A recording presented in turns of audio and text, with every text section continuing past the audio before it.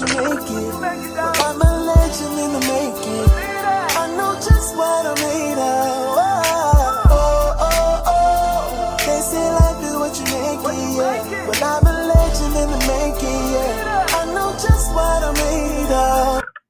I'm still dancing, guys. I'm still dancing. Oh boy, y'all just don't know I love the intro. It's for everybody. I have to say it again. They say life is what you make it. I'm a legend in the making. I know just what I'm made of. And if you have that, you're going to be okay. I'm just saying it's in the building. We are really here today, live in effect. You understand? My gray hair is coming in. I can't cut it any lower. I'm not going bald, so we're going to have to just work with this. You know what I mean? I can't go to the barber, but we are here. And if you guys see me and hear me, you are blessed. So I want to do my shout out. I want to always shout out Mariana. Whew, I say that because she makes everything possible. You guys have no idea what it takes to deal with me. You understand what I'm saying? I require a lot, even with what I want done with my graphics, with everything. Couldn't do it without her. And then when I do things, she's right there to say, hey, correct this, correct that. And she makes all the social media work and helps me keep it going. And Michelle King, I want to thank you so much for being my show manager, getting all of my guests together, sending out my emails. I know sometimes I run ahead of you when I see certain people and I want them on, and I reach out fast, but thank you for catching up with me and keeping it happening. Cherie and Quan, you guys are my ambassador, true ambassador of what I would call family. You guys are always here each time, ready professionally to do the show and ready to bring it on. And I thank you for that. Couldn't do it without you. But there's one person that I always say for last, because all of this that you see would not be happening. And he and I are still working to make the perfection happen. I know you can see a lot of different changes and it's looking a lot different. I couldn't do this without Mike. Do y'all guys understand what I'm saying? We couldn't do it without Michael Farmer at all. He'll come in the building to make this happen for me and hook it up. And that's what I'm talking about. So I couldn't do I'm Just Saying without Mike just doing. So I want to thank all of these people. We have some beautiful guests today. There's a lot going on right now, as there always is. But you would think with us already dealing with COVID-19 and everything, that somewhere we would understand what it means to pull together, join together in unity to try and make things better and brighter. We see what happened with 45 and we locked up. All of us are still not able to do the things freely that we want to do, but this is called making America great again. What a great America. And then on top of that, when I look on Facebook and different things, I see so much arguing and indecisiveness. There are a group of people going at Michelle Obama because she said something about being angry or being tired or being fed up. And they were going into her. Like, how dare you? And like, you don't want some of me, and that kind of thing. And so something's giving me feedback, Mike. I don't know what it is. And so they were lighting into her. And my thing was, dang, what is going wrong with you guys? You get what I mean? It's that kind of thing where you love me when it's convenient for you. That's not love. And a lot of the people that were lighting into her were us, our Black people. So I can't tell you when you're wrong. And I'm a little guilty of it as far as learning how to take criticism, but I still go back and do self-inventory. And I'm not going to go on a live media thing crashing people. There are a lot of people I run into and have contact with or issues with, but I'm not going on media to talk about it. And I say that to say, if it's something you think is wrong, why are we so quick to call each other out, all of us? You know what I mean? And now when you talk Democrat, Republican, blase, everybody is still not understanding what it means to be one, to be of unity. And it's tiresome for me. It's tiresome and it's hurtful, because I would think at this moment we really would understand that we need to pull together and work together. It doesn't matter what if Democrat, all this is what's going on right now. Like as Onica always says, it has no race. COVID-19 don't give a damn what you are. It's just going to come in and it's attacking and it's killing, and everyone is losing someone. Everyone. And when do we really wake up and realize, okay, we got to put our minds, our heads, and our hearts together and try to really figure this out? Young boy took a job. Now, I'm a mother of 3 young black men that are still living in the South by choice because they choose to stay in the South. I say this for a reason. He took a jog, a simple jog for exercise, running. You know what I mean? Simple jog. And now his mother is about to bury him. Can you imagine as a parent?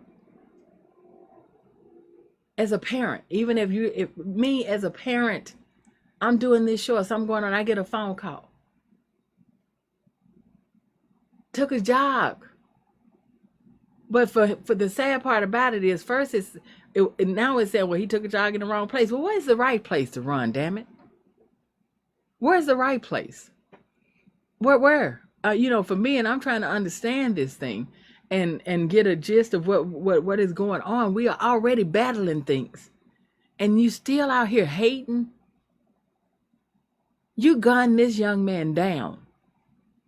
And for me, and everything, it's sad to say that we always talk before the show. We were talking with everybody, and one of the guests said something about race and about how it is for us. To a deadly shooting that's inflamed racial tensions in a Georgia community. Tonight, video has surfaced of an African-American man being chased down and killed. His family says he was just out jogging. We should warn you, the video is graphic. Here's CBS's Omar Villafranca. This cell phone video captures the final moments of Ahmaud Arbery's life while he was jogging through this Brunswick, Georgia neighborhood in February. Arbery was confronted by Gregory McMichael and his son Travis, who shot Arbery twice with a shotgun before the 25-year-old collapsed and died. Arbery's mother, Wanda Jones. Proves that my son was not committing a crime. He was out for his daily jog and he was hunted down like an animal and killed. Gregory McMichael was the only witness in the police report. He told investigators he thought Arbery was a burglary suspect and ordered him to stop. McMichael then said Arbery violently attacked his son and the two fought over the shotgun before Travis shot him twice. At the time, no charges were filed.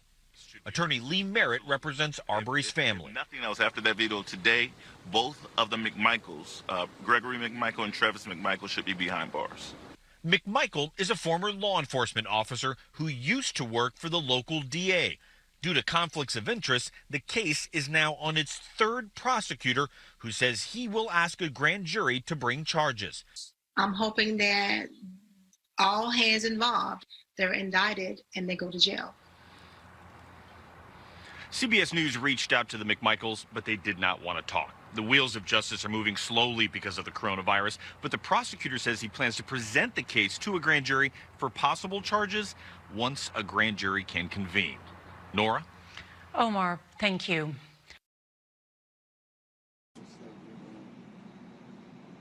All right, guys. If you didn't hear, don't worry when it plays back. The thing about this is,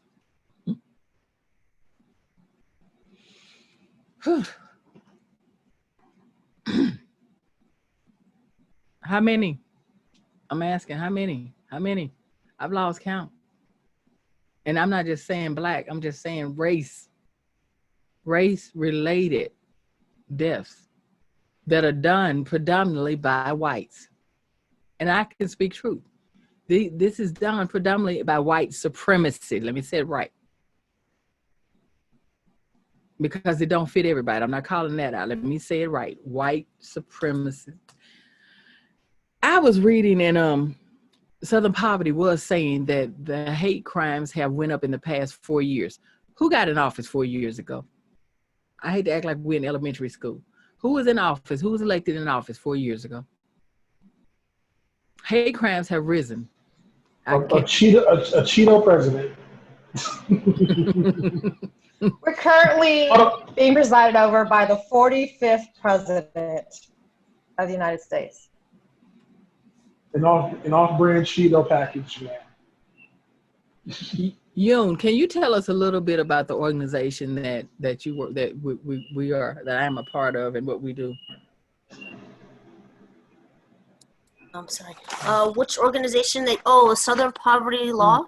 No, the one that you work with for hate crimes against the Oh, Asians. Yeah.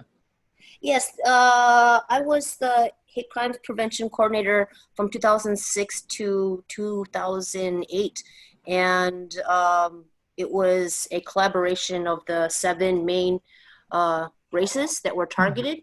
Mm-hmm. And as you can probably guess, they were African American, Latino, LGBT, Jewish, Asian. Oh boy, I'm forgetting the other 2. And we worked together and met monthly to talk about trends and work with the victims, talk about policy, and try to push, for example, in the case of the murder of this young man, so not only is there murder, but there's the hate component as well, that the hate enhancement to it, so extra sentencing, extra fines, and a lot of advocacy and a lot of awareness. We started in 1982 from the death of Vincent Chin back in Detroit. Wow.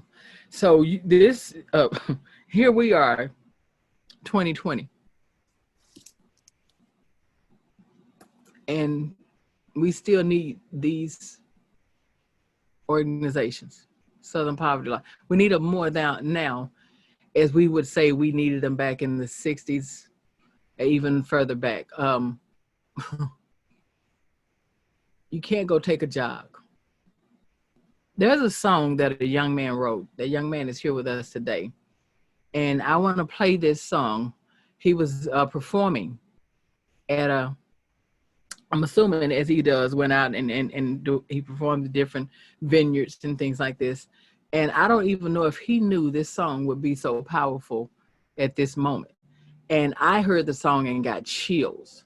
As I said, I was really reading about what happened today to Ahmaud Arbery, and looking in his mother's eyes and thinking, God, thank you for that not being me. And that's a selfish thing to say. And I started listening to his song, looking at his video, and got chills. So we're going to play this song, and we're going to talk to this young man after we, I'm at a loss for words. Let me tell you why. Something has got to be done. Something has got to be done about this. I don't know what. I don't know. Right now, I don't know, and that's the anger for me. We are just swallowing COVID-19 and taking in the fact that so many innocent lives were lost, young, old, children, with something that blindsided us because 45 said it was hoax or fake news. And it has killed life after life after life, and thousands, and people are sick, and we're still dealing with it. And now, here we go, a warm day comes and a young man decides he wants to take a jog. And 2 people, father and son, couldn't find anything better to do but gun him down. That's what they thought to do with their beautiful day that God had blessed them with, after he had probably got them through being COVID-free. I don't know what possessed this boy to write this song, because honey, he's not a boy. And I thank him for the song, and I want everybody in the world to hear this song. And I'm not going to stop till everybody hears this song, until they get the understanding of this song. He was singing it, and I'm not going to stop. You doing a video for this song. Play the song. Show Calvin Winbush II.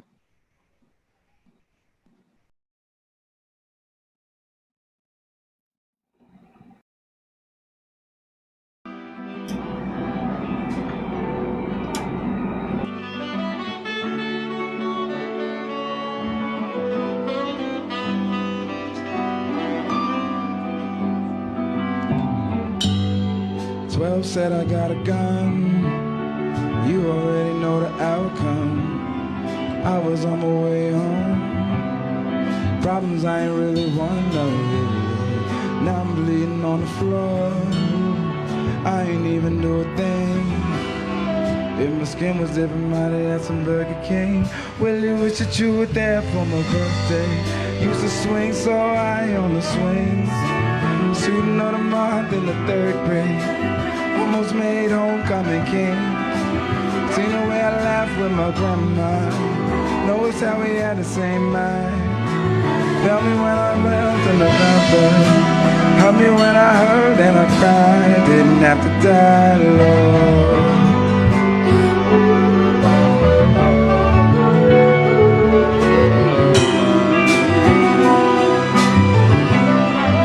Oh, oh, oh, oh.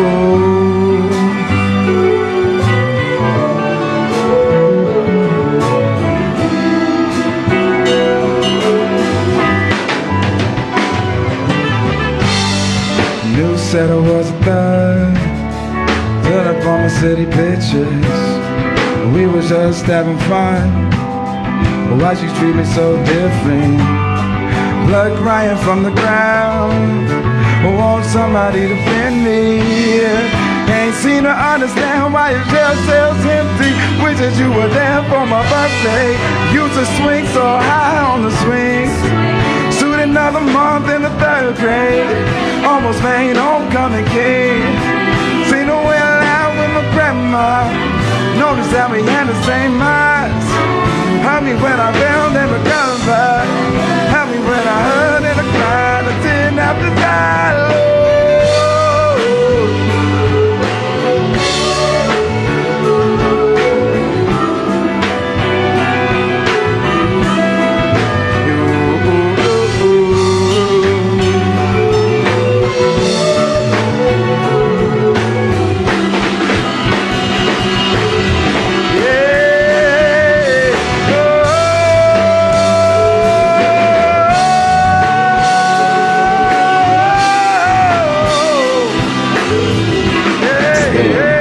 Guys, can y'all hear me?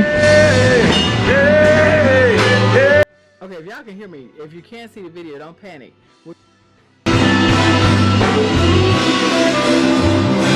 tell me if I walk right and talk right, it'll be alright. But they killed Martin in a suit while he was preaching the truth. They told me if I act right, don't tag like a damn nigga. Everything you for except the one pulling the trigger at you. Because it's blue. They tell me if I walk right and talk right, it'll be alright. But they killed Martin in a suit while he was preaching the truth.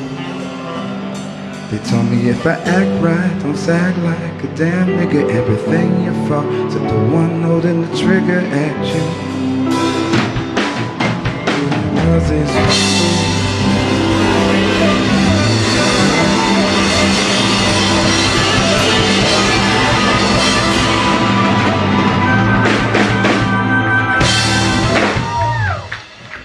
That song was called Litmus Test.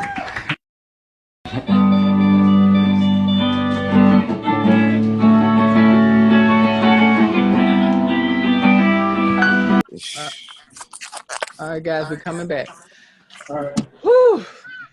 Talking about something that kind of shook me when I heard that. And then at the end, when Calvin says this was the litmus test, I'm like, wow. And see, for him to be singing it, it meant something because he's a brother, he's a man, a black man, you know, and this is greatest fear. You know, you see the lights behind you. At one point, I mean, it was one thing, we're dealing with police brutality. And now still in the southern states and here, we're still dealing with people that want to do us bodily harm because of not who we are to them, what we are, what we are not. We are not white. We're not the supreme. That's what supremacy is. What we represent to them. Yeah, yes, exactly. Without a doubt. Is what, Cherie, talk to me. I might have lost the words. Talk to me. I I'm kind of with you there. You know, I'm kind of stuck between a hard rock. I'm a mother of a little black brown boy. He's 6. He has autism. So I don't know if you recall the shooting where it was the caretaker of the autistic special needs boy that was actually shot and not the special needs little boy. I'm also married to a police officer that's less than a year away from a lifetime retirement. And, you know, this is a police officer's biggest fear. You know, it just seems to be no matter what. I feel like when I heard the story, I think what disturbs me the most is the fact that the police officer, former police officer / shooter wasn't arrested. And that just kind of smacks of what I believed happened in the 40s and 30s and 20s, where our life literally meant nothing. There was no police report to be taken because no humans involved. And we're in a backlash. Let's talk about that for real. I think you opened up and said 45 has brought on a backlash. Some may say it was 44's election that brought the backlash. I said that we've got black. So we had, we have rising hate crimes, not just against African Americans, but anybody, LGBT community. We have it against, here in a heavily Asian community with the quote unquote Chinese flu, Wuhan's disease, whatever you want to call it. It is COVID-19. Now we know there's a super strong version of COVID-19, one more deadly than the other. Well, sure. Here's the thing that I want to ask everyone. Please give me your input. With all these incidents happening as of within the last 2 weeks, and these are some of the places that are now opening up because of COVID-19 and opening up. And if you're seeing it's almost happening everywhere. I know even just as of recently, that I read yesterday, there was an innocent woman slightly targeted in Newport Beach. Black woman targeted. No one else. No one. There was a Latino. There was everyone, but she was the one targeted and arrested at Newport Beach. And for COVID-19 to be the excuse to say social distancing, to say all this, to just now use more than, reputable behavior and reputable, ways to get someone arrested or arrest someone. I really think right now, within these last 2 weeks, the target on our back, is really, it's prevalent. But also as well, and we talked about this on another show, Dionne, is that even before COVID-19, it was on our back. But the fact that a lot of our young kids are having these parties, meeting up in groups of about 200, 300, 400. Yeah, people still trying to have block parties and all this, that, and the other. It's in my opinion, like I said, my opinions are perfect. I think this is now a retaliation of, you don't want to stay locked in the house. Okay, we're going to show you something. And I think this is where they're using excessive force to try to relay the message across the United States. Like they did on many occasions with Trayvon, with many occasions of the 92 riots, with many occasions of everything that is going on. This is a coverted way during COVID-19 to say, keep your ass in the house. No, I think I agree that all of these things are in motion and in play. I think though you're on the right path, off just a tidbit. That's just me though. Here's why I say off just a tidbit. I think they thought we were gonna all run right out. See, the thing about this is we are getting wiser. We've always been wise, but it's like fool me once, shame on you. Fool me twice, shame on me. And this is 2020. And so all of our races are getting stronger in the mind. You can't just tell us anything. Look what happened with Joe Biden, not about him being the candidate, but the way Black people stood up, the way finally how some of the older Baptists, blacks, and I say black, African Americans are, and the way, what was his name? Sheree Clyburn came out and said, I can't be silent anymore. I'm for Joe Biden. And people start coming out and saying, I can't be silent anymore. And everyone's coming out. And now and you have the Southern Poverty Law Center. You have all these organizations. UNIT's been working with one for years. It started back when she was in Detroit. So the thing about it is, this is fear retaliation now.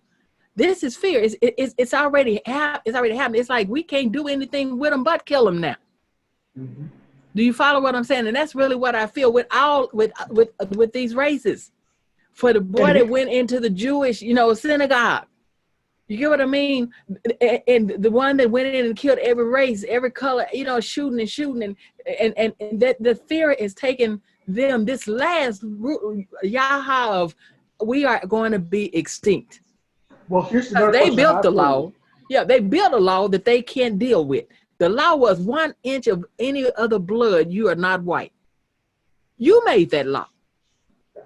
If it was with if he went overseas and fought in war and brought back, remember, men used to sometimes have to hire their wife if they brought her back from Vietnam. Mm-hmm. This all goes all the way back. You understand what I'm saying? 1 inch of blood, just an inch of it. You are not white, as they would say. Even a mixed child. Yeah. They will pull your white cloth. I mean, to me, this is polite circles, an example of white privilege. Entitlement to stop, detain, they didn't have the best. This guy was retired. He wasn't still on the job. Mm-hmm. This man was just literally running down the street. But I still think people are trying to, San Diego County, we had that man put on the hood, the Ku Klux Klan hood, and went grocery shopping and got his groceries. Gus, what do you think about this? You're a man. And just kept and no one had the, woo. No one. You're right. Gus, you've been quiet. I want to talk to you, Gus. I want you to, yes, please, tell me. You're a man of color. Yeah, so first of all, thank you for having me. And I actually got an education in ethnic studies. So, we talk about how race has been a part of the construction of this country and continuing. So, we were talking about a backlash. I mean, there's a backlash that's been going on since the civil rights movement. And it's taken on different iterations. And I have a 16-year-old son who looks kind of like me. And in LA, in Boyle Heights, there was a guy who was beat up by a police officer who looked just like him. So it gets a little bit more complicated around, where we are, because unfortunately, sometimes the police may look like us, but they actually end up doing the work of white supremacy. Keep talking, Gus. Keep talking. So, I come from a country where the police officers used to kill us. When I was a kid, my uncle was threatened because he was a union organizer. We had to leave the country. And over there, they would put bags of bug killer on your head and torture you. And they learned that from the US. They learned that from, in the School of the Americas and all that. So coming to LA without documents, I used to be scared of cops, anybody who had a uniform. And even when I was in college, one time I was in Mountain View, California, because I was going to school in the Bay Area, and I was driving around and I got pulled over because apparently the headlights were not the way that the police officer wanted them. And, luckily nothing happened to us, but I had that deer caught in the headlights look, because you never know what's going to happen. You don't. You never know. Now, Gus, I want to ask you this question real quick. On top of what you just said, and you can answer this as well. When you see within the last 2 weeks in New York, in Washington, in Georgia, in Los Angeles and these other places that are either slow to open up or have opened up, how does it make you feel when you see young black males, young black girls, you know, that are either young teens or young 20s being attacked like this, and you're seeing all these other cultures just watch the police do what they're doing? Well, I understand that we're in a different reality, so I think that nobody should be attacked for the color of their skin, and I totally agree that African Americans have borne the brunt of that in this country historically. But ultimately, I think it's important for us to look at how, if somebody's targeted, what can we do safely to try to intervene? You know, nowadays we got phones that have cameras on them, and people start filming, and that makes some people nervous, but that can be a way for you to physically keep yourself safe while at the same time, you know, changing things. There's a case that's going around right now that there's a police officer in Boyle Heights who was beating up on a guy, and somebody was filming it across the street. And this is no disrespect to police officers, but you know, I think the question becomes what gets done when the cameras aren't on them. Mm-hmm. Mm-hmm. Exactly right. That's right. You, what organizations do we have now that people can reach out to if they feel that they are being discriminated against or being threatened because of race or sexual gender and orientation? Sure, there's a couple of different ones. There's the Asian American Advancing Justice Center, and what they've been doing is they have started a hotline so you can report, and they're also recording too everything. There's been a huge spike. I think last time I counted, it was like we had a town hall. There's been several different town halls across the nation because the Asian community is so pan-ethnic, you know, Cambodian to Samoan to Japanese. So everyone kind of comes together across the nation. And there's been a couple different town halls. But they have put up reporting forms in different languages. So anyone can report as well too, and just kind of spread the word out also to the older generations, because they're more likely to, you know, have a fear of, you know, like all communities of color, of the government, and not know the process, and they have a language barrier and so forth. But yeah, but there has been a spike nationwide. Like I said, I think about 1,500 as of the last town hall, just within a tier, you know, from the pandemic period. And most recently, just today I read there was a murder in the parallel, you know, community. It was very unfortunate. This guy was 37, and he was a medical student at University of Pittsburgh, and he was doing some research for the coronavirus. I guess was pretty close to a cure or vaccine, something. But he was found, you know, shot in the head in his home during the weekend, and then a mile away.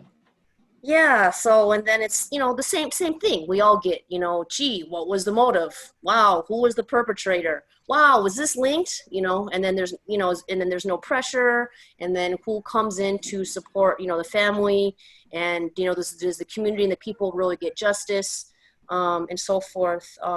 But then also too, I wanted to go back to, there are a lot of organizations to help out the mom and pop community businesses that are suffering. A lot of them have gone out of business or boycotted, or simply had to just, you know, close their doors temporarily. So there are websites to donate to keep the doors, mostly restaurants, to keep them open here in the LA area, mostly the Japanese, Korean, and Filipino community. And they take those donations, and then they they send them out to like low-income seniors and unhoused individuals, because oftentimes the social services, really don't provide for them. So, but yeah, that's pretty much on the organizational level. No, that's awesome. Calvin, I want to ask you a question. With the song that you just did, even though you're artist and all of this, I know you're out driving. What is your fear? What is your fear some nights when you are leaving a set or leaving the TV, leaving a set for a movie or leaving a set for a show you've done? Do you see the police behind you? Do you have that fear? I'm asking. Oh yeah, I mean, no, that's a good question. I'll be honest. It definitely is a concern, and it's a thought that comes up anytime that police are involved with anything, because you realize that, I might not be viewed as a human in this moment. I might not get the luxury of literally somebody that, in the song Litmus Test, I'm talking about like, I really wish that you were there for my birthday. I used to swing so high, and I'm kind of recounting all of these moments of life, because I realized that's like one of the reasons why this stuff happens. Like, they didn't necessarily grow up. We were thought of as these other things, not like them. Like, so, when I see other Black people, or when I see people in general, I see them as extensions of myself. Like, oh, okay, there's a certain. He kind of froze. Yeah, he froze. We'll get him back and everything. But Gus, you were saying that there's some other areas that we can reach out to, like with LA County. You were saying 211 is an area that we can report to.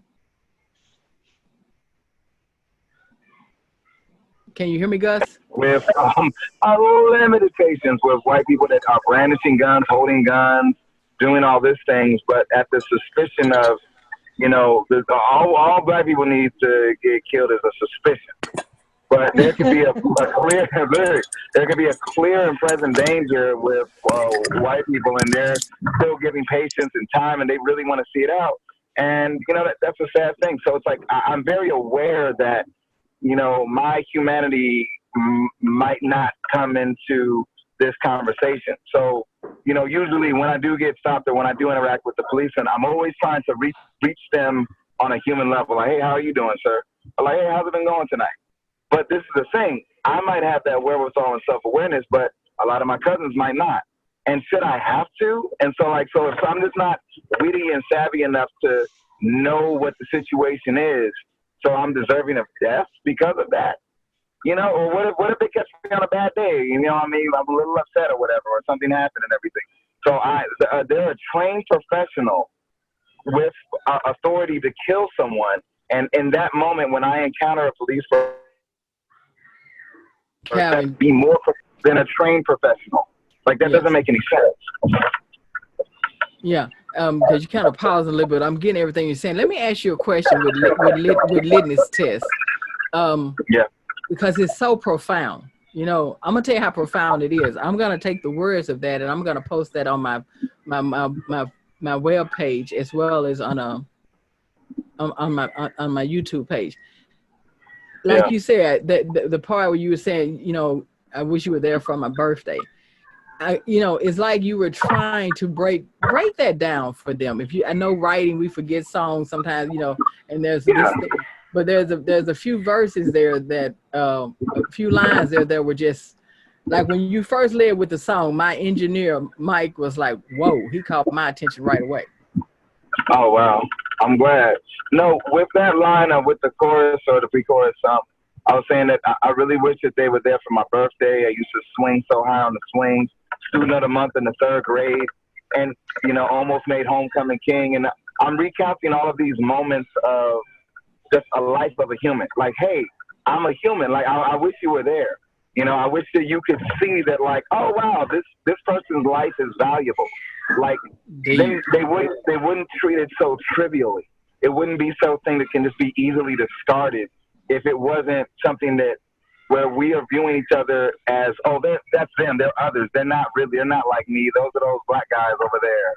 Those are those. It's easy sometimes for us to discard one another's humanity. And that's kind of what I was saying. Like, dang, I wish that you knew that, like, hey, I bleed like you. I've cried like you. I've gone through school, education. I have family and friends and stuff, because the people that I know that have those experiences with Black people, they get it. They're like, oh, you know, yeah, that's just different. It's just a different flavor of human. But there's an attachment that they have, and there's a bonding that they have. But when we're always in these us versus them mentality, and society and media and, you know, history with redlining is enforcing those, you know, old stereotypes and enforcing this paradigm of us versus them, and we're better and they're just this subhumanoid. We're always like fighting for our humanity, for people to just like not think twice about, you know, pulling the trigger. It's like, no, it shouldn't be that easy for you to just discard a human life, especially in a lot of times without any evidence to really do that and whatnot. It's just a sad thing. I remember I started writing that song, and it just really, like, you know, touched me in the moment of like, man, like, people really don't like value our lives as much. And it's a sad thing, but it was a reality and stuff. And so, you know, I don't know, like, it's weird. Like, almost, I wish I didn't have to write that song. I'll put it like that. I wish that these things weren't real, but I'm glad that I'm able to communicate a message. And what I said, I don't know if the end of the YouTube video, but and at the end of it, the song is called Litmus Test, because, you know, it's whatever is allowed to happen to Black people eventually happens to everybody. Like, you know, I always tell people, like, hey, if you think about it, if slavery would have continued, eventually there would have been white slaves. Eventually somebody would have sold their freedom or something. I mean, we've seen that with like people being addicted to drugs and stuff. Like, people would just sell it. So there would have been white slaves. It would have just been a common thing for anybody to be a slave. You know, the crack and drug epidemic happened, and we weren't really seen as humans. And so now when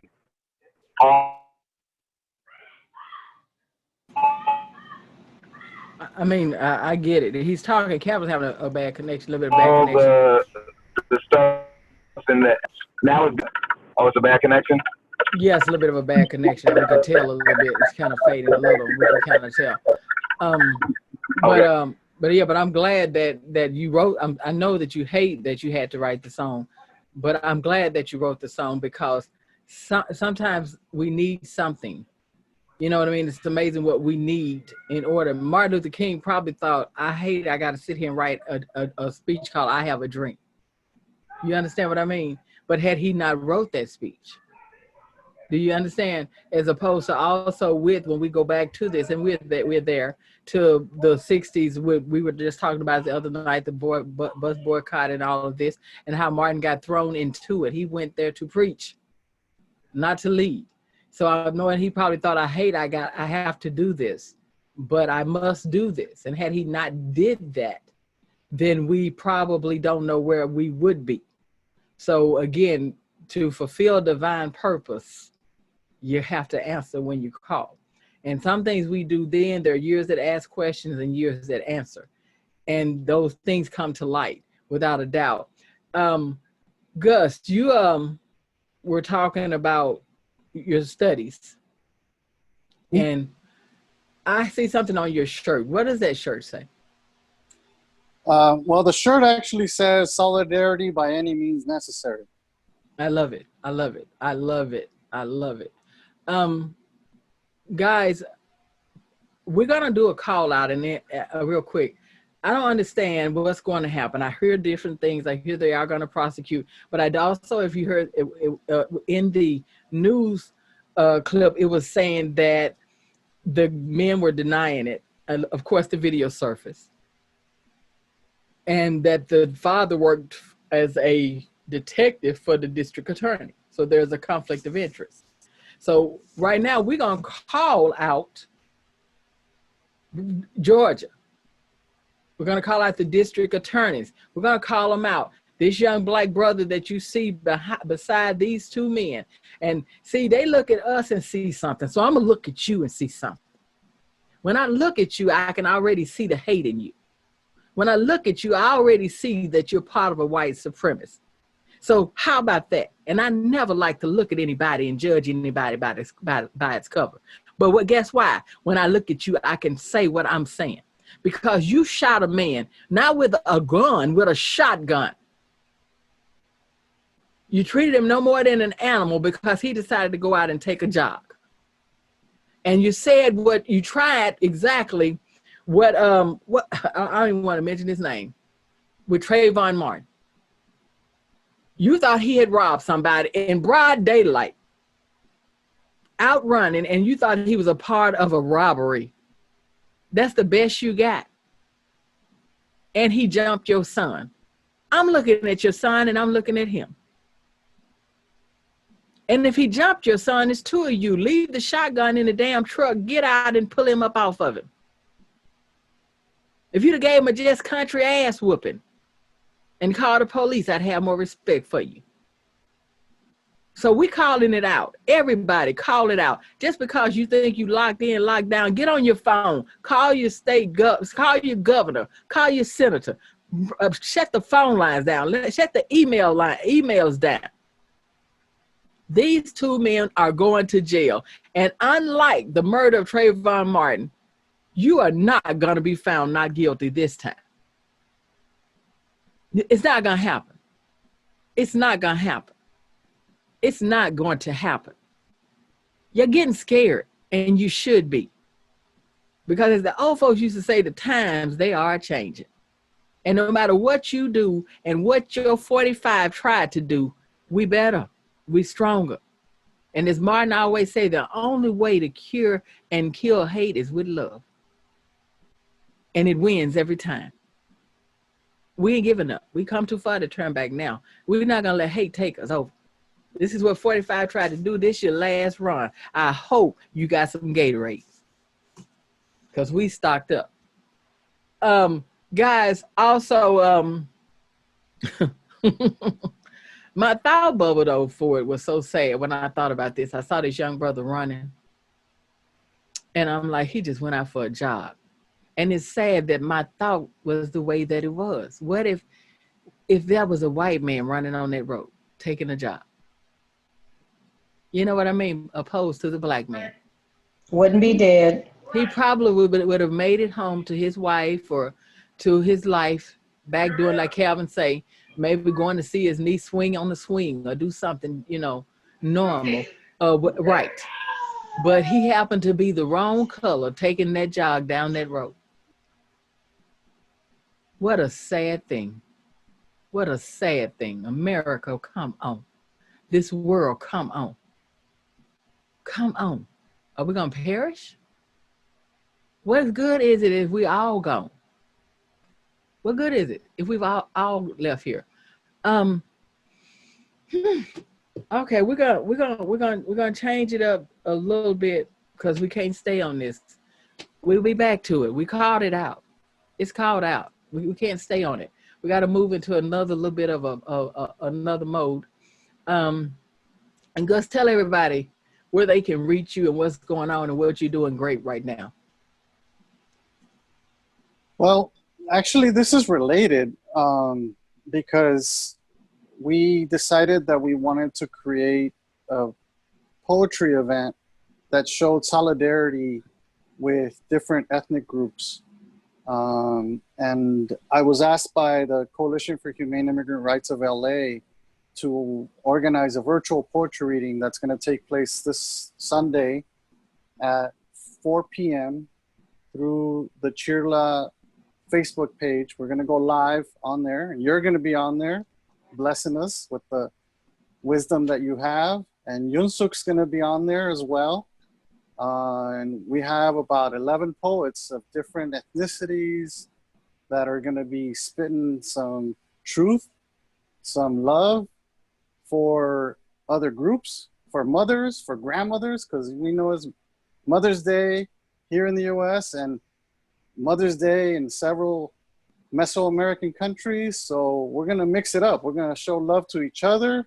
We're going to show love to our mothers and our grandmothers. But it's also rooted in justice.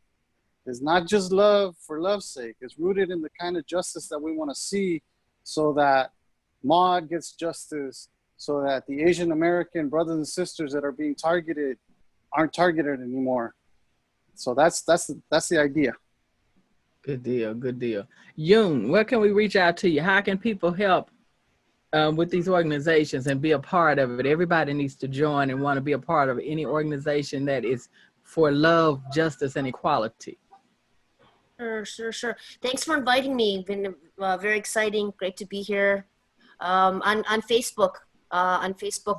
There's API Hate Crimes Hub information, and allies, everyone across the board, a space to talk, strategize, come together. We're stronger together. We got to build. They want us divided. We're disposable, and it's human worth and all the blood, sweat, and tears of our ancestors, coming together through us now, to seek greater justice. So, yes. Thank you. Cherie, Onica Yes, Valley ma'am. Co. We're going to do this IGS Nation Award. We want to do something positive.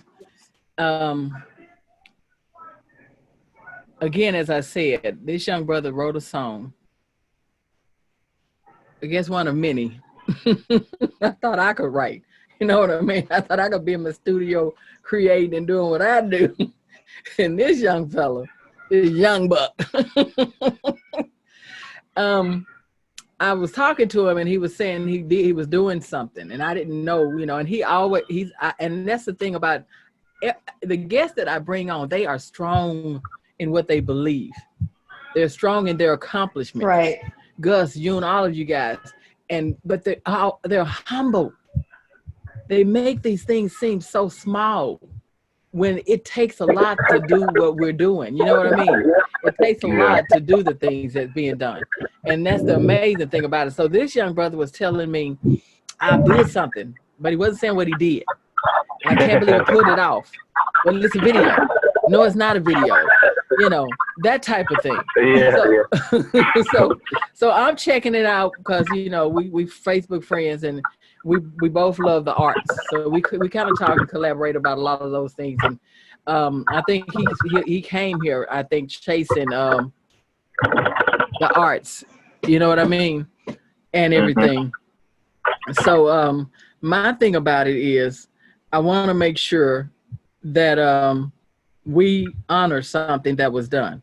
As I said, this young brother, he was saying, I did something, I didn't do something, and then I go on his Facebook page and I see something and it amazes me. So I go back the next day and I look and I'm thinking at that time, I think you were 11,000 views maybe? Yeah, it was crazy. It grew. I think today it's at 21,000. 21.106, young man. I was like, oh wow, y'all really like it, cool. And around this time, with everything going on with COVID-19, he did I don't know how he pulled it off, but I know that he made a way out of no way to pull it off. And I am ecstatic about that. And I'm grateful that he pulled it off because it says something.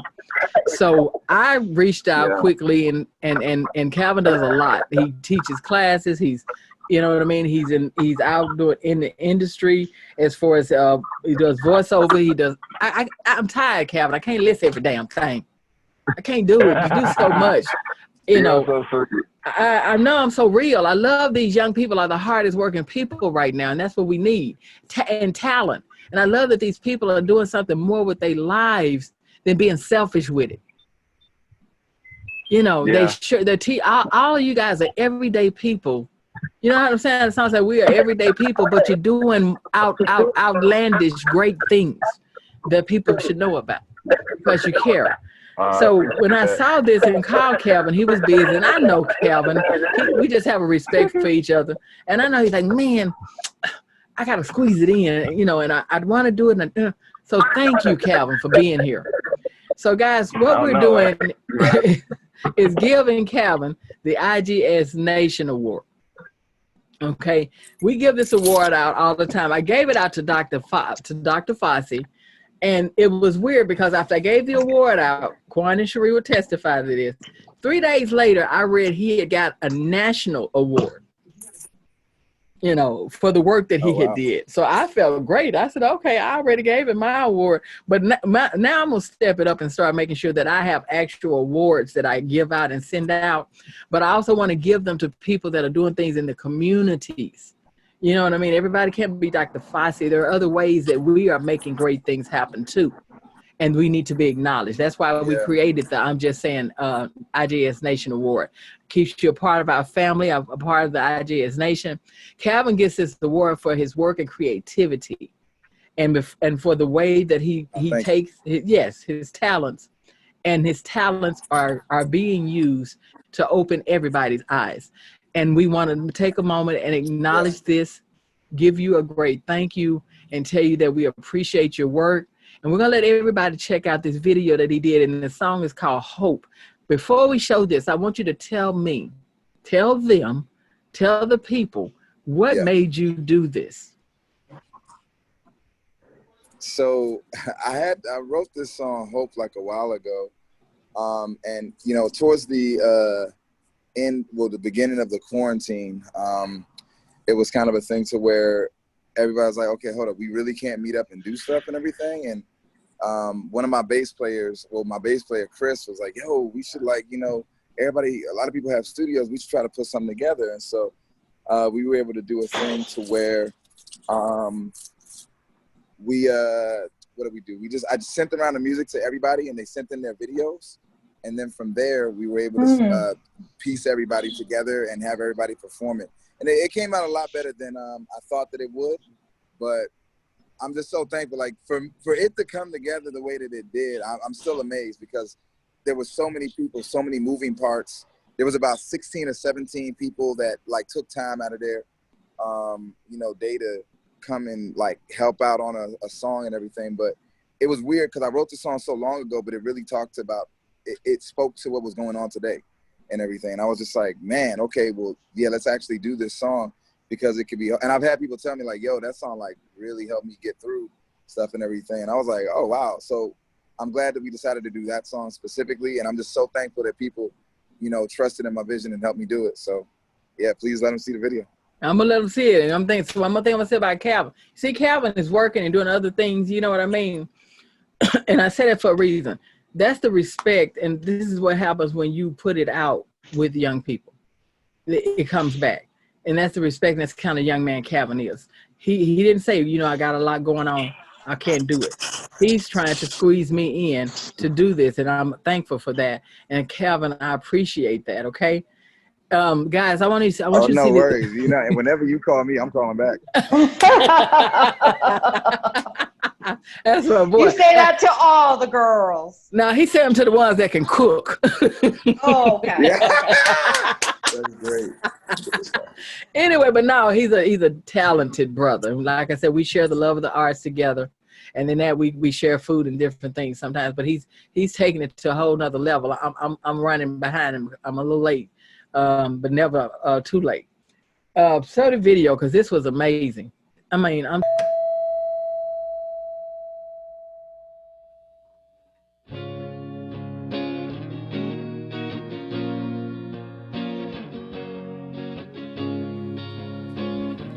Yeah.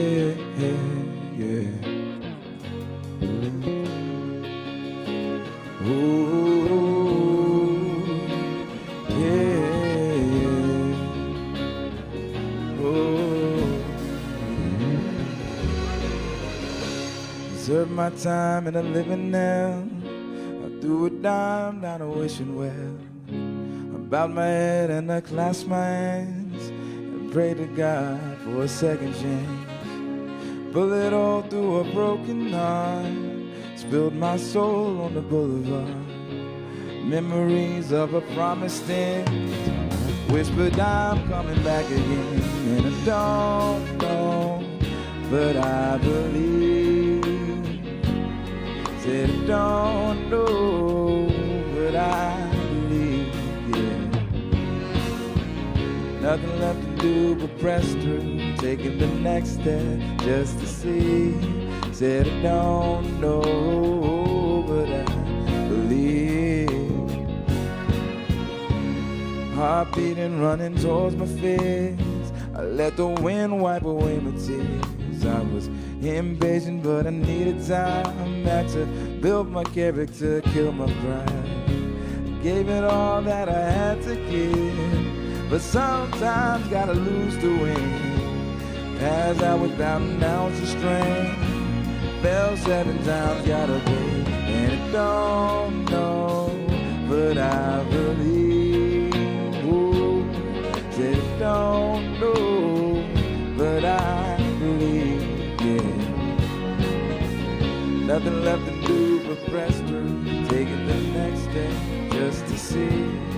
Said I don't know, but I believe. Father, Father, I'm presently bothered. I'm tired of living in squalor. I'm trying to go farther. On and off again with my girl. Wonder if I should call her. Just like a shot for the moon, but then pulled in the Apollo. Had his young brother from the D shedding tears for Chicago. I-94 pray to the Lord for a better tomorrow. Traded begging and borrowing for dividends and plural. Keep my eye on the prize, he got his eye on the sparrow. I'm from Detroit though, what's your hood like? What up though, Motown, what it look like? I'm coming back home soon, mama, I promise. Fighting my way through all these political prima donnas. Ludicrous shooters, there's backstabbers and Jeffrey Dahmers. They trying to eat a brother alive, just being honest. So I don't know, guess I never did. But my hope is getting stronger with every day that I live. And I don't know, but I believe. Said I don't know, but I believe. Nothing left to do but press through, taking the next step just to see. Said I don't know, said I don't know.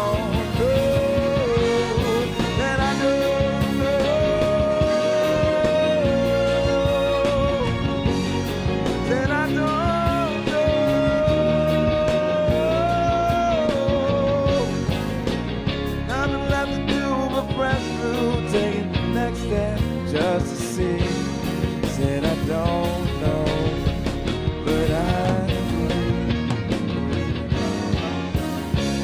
Oh yeah, yeah, yeah, oh yeah, yeah,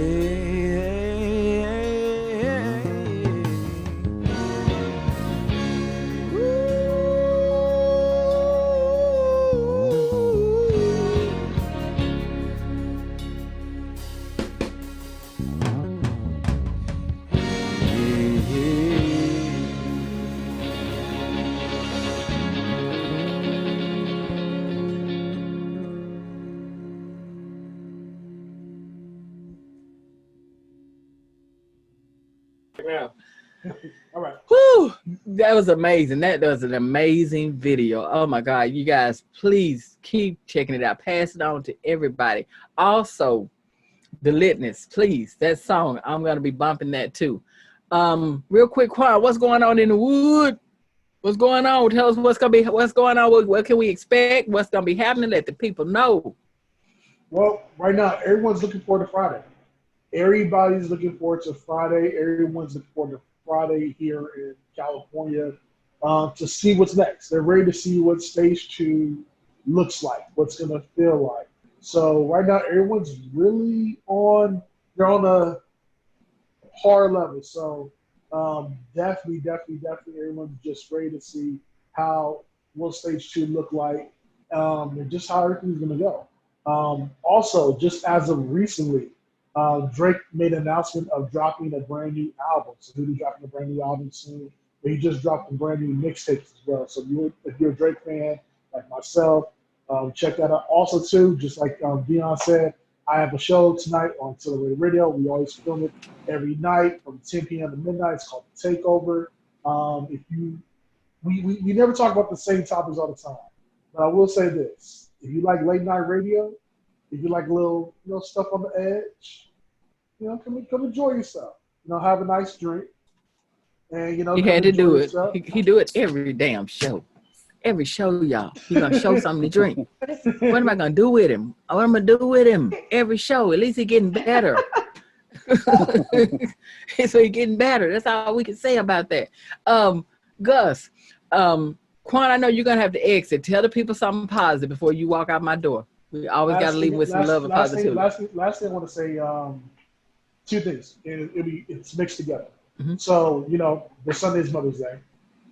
Definitely, I got to send my son to you, by the way.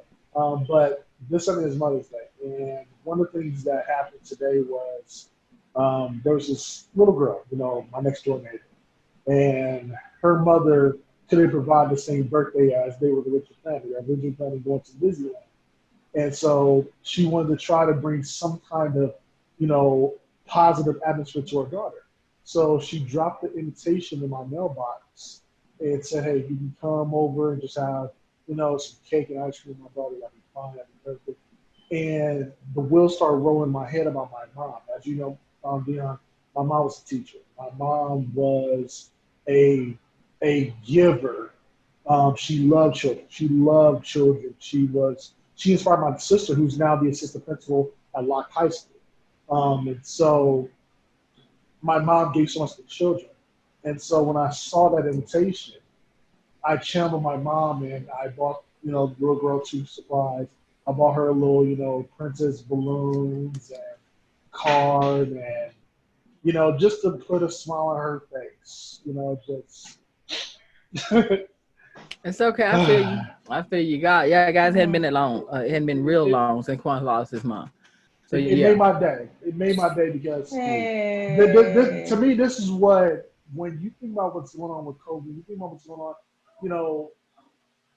this girl, like her mom was somebody that she was planning on going to Disneyland, all that. But to do something for this girl or for any child, for anyone to know that we can do something that small or whatever you look at it and just do it genuinely.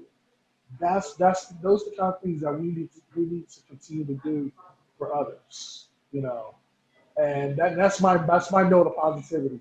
Let's continue to do more for others, even if we don't have a lot. Let's continue to do for others. Let's continue to do more for others. I love that.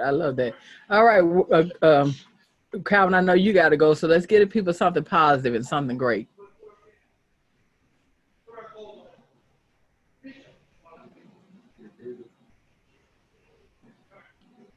He probably couldn't hear me. He's is he muted? Mm-hmm. So yeah. So what we'll do, Gus, give the people something positive, something good, and give us some information. There's a few more things you want to speak on, so do that for me. Yeah, so first of all, there's a website that is putting pressure so that they prosecute the people who killed Ahmaud. And the website is runwithahmaud.com. Run with, spelled normally, Ahmaud, MAUD.com. And that website has information on what they can do to demand justice for him. The other thing I want to say is for people in LA County, there's a new campaign that's being released by the Human Relations Commission, where if you see or experience anything that has to do with hate, incident, hate crime, bullying, that kind of thing, you can actually call 211. 211, that's all you need to put into your phone. And they've trained their operators to take in calls. And the Human Relations Commission actually also takes hate crime incidents and reports. And their website is lahumanrelations.org, lahumanrelations.org. And then the last thing is just, for people to hear you spit positivity on Sunday, to hear Yunsuk, and to hear me, and the Facebook pages for CHIRLA, the Coalition for Humane Immigrant Rights of Los Angeles. And this is not only going to be an immigrant show, we're going to have everybody that we can squeeze into the hour and a half, and it's going to be at 4 p.m. If you want to find that page, it's CHIRLA USA, Facebook CHIRLA USA, and obviously you want to set your live notifications so that it lets you know that we're going live at 4 p.m. on Sunday, Mother's Day. Much love to all the moms, to you, to Yunsuk, everybody else. All right, good job. Yunsuk, give us something good and positive for the people and tell us what's going on. Sure. Again, thanks for having us. It's been a pleasure, and I hope to work with you in the future. You will. We will be working together. Just a couple things. Just want to put out there that May is Asian Pacific Islander Heritage Month. So I think it's important in 2020 that us as a community come together. And also, too, how can we build stronger coalitions with other communities of color? We need to do some work to raise it up. And that's with collective consciousness. That's with common goals.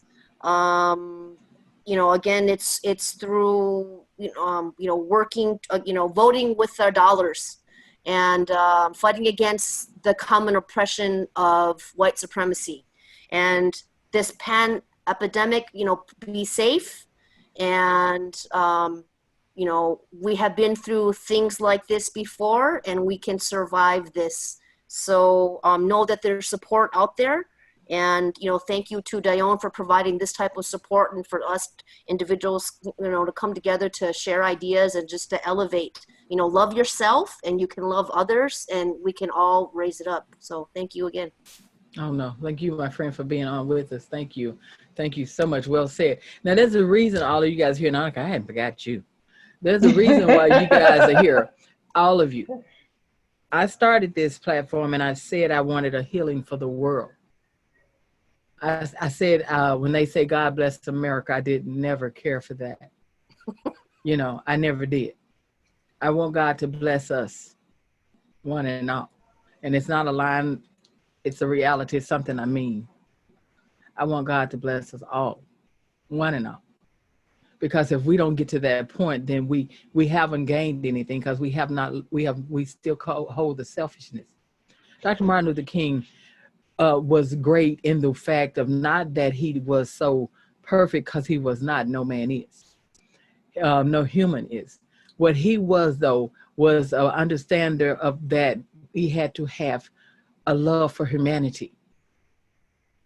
And that we had to, there was violence. And most things there will be, and it's going to be hard for us to do away with war. It will take time, but we must learn to love. And we must learn to do this together. We would never have changed the course of history alone. That did not happen alone. All the things that happened from Pearl Harbor to different things that took place, everyone didn't feel the same. There were hearts of gold inside. There were people that had humanism inside. Like Calvin was saying, I wish you knew how I swung high. Meaning if you just knew all the things that I feel the same as you felt. Once as a kid, that man that shot that black young brother, he was the kid once that played, that did. You understand what I mean? If you could remember those things, have the humility and humanity and dignity to remember that we are all of the same creator, then we could get somewhere one day. And so why are you guys here on the panel, every race, color, creed? Because we want to serve and love somebody. We want to make a difference in this world. And we want to do it with love.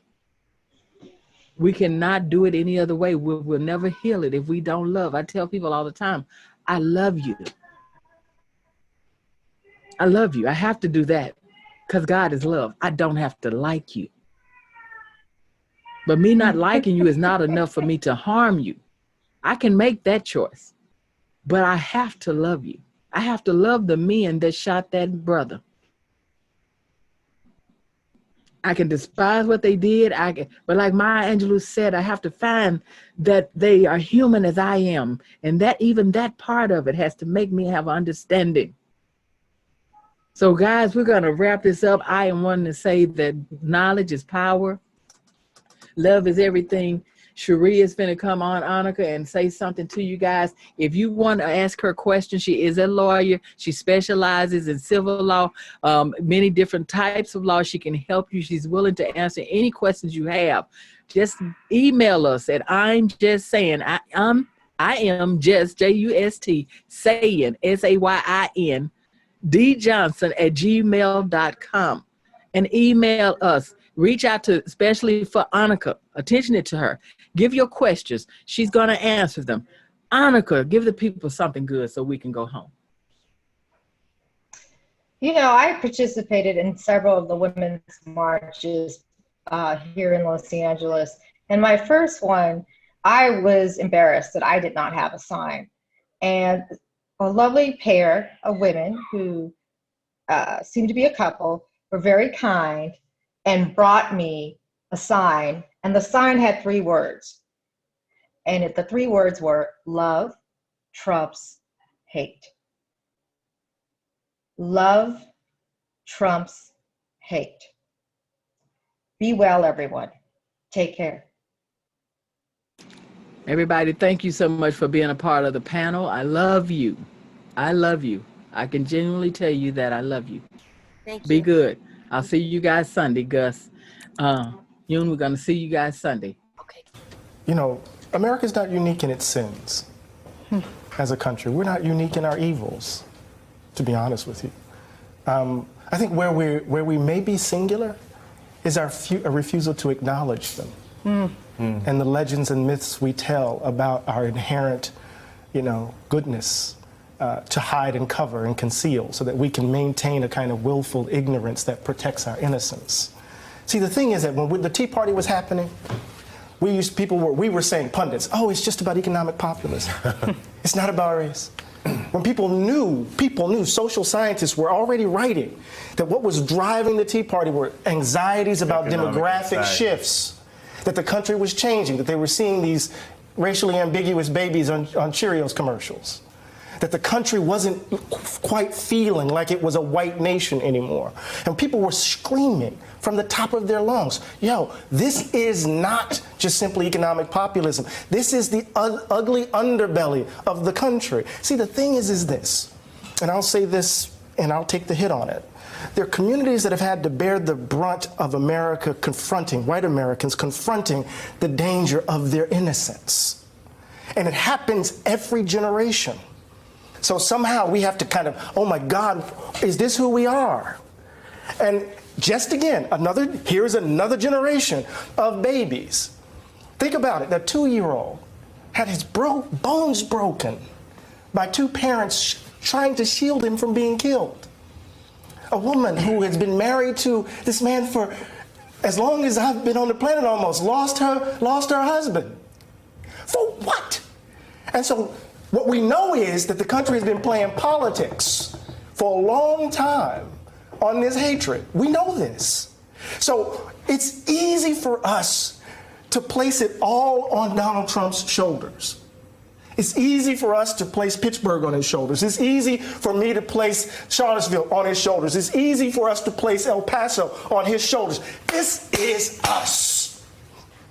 And if we're going to get past this, we can't blame it on him.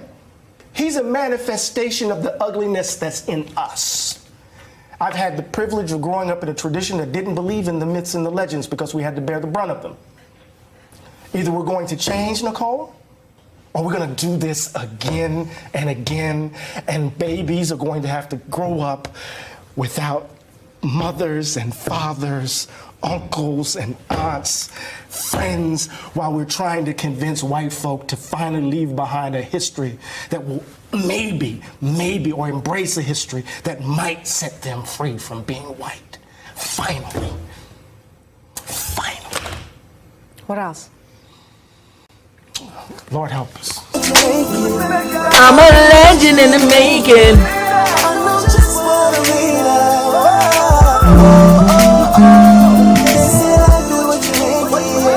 I'm a legend in the making.